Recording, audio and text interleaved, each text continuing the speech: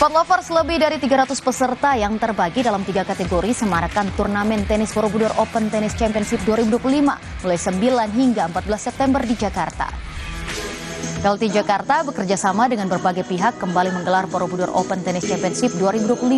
Pada penyelenggaraan yang kelima kalinya ini, lebih dari 300 peserta ambil bagian.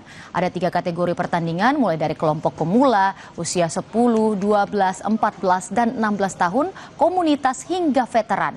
Tidak hanya sekedar olahraga rekreasi, POTC 2025 juga jadi wadah bagi petenis nasional usia muda untuk berkompetisi.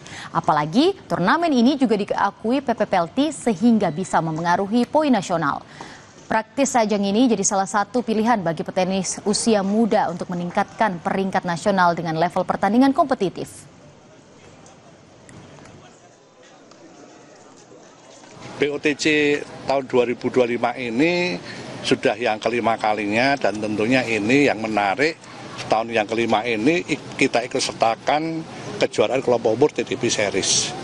TDP Series artinya tenis diakui PLT yang nanti akan memperbaiki peringkat nasional mereka.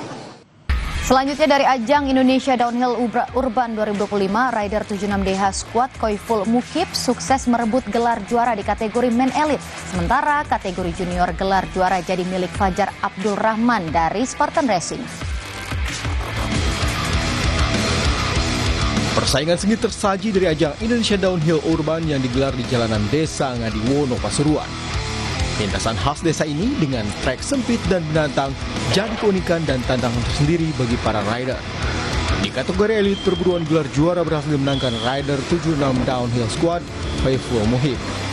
Peraih emas Asian Games 2018 ini membukukan catatan waktu tercepat 1 menit 51,760 detik.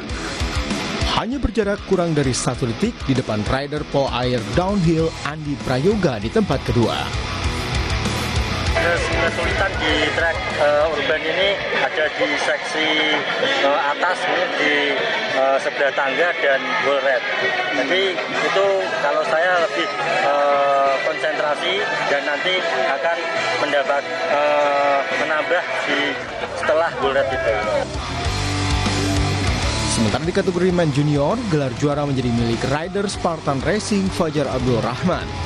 Fajar menorehkan waktu 1 menit 55,550 detik, mengungguli Azriel Afinda asal D1 Factory di tempat kedua. Selanjutnya, seri pamungkas Indonesia Downhill Urban 2025 akan berlanjut pada 4 Oktober di Semarang. Tim Liputan Kompas TV.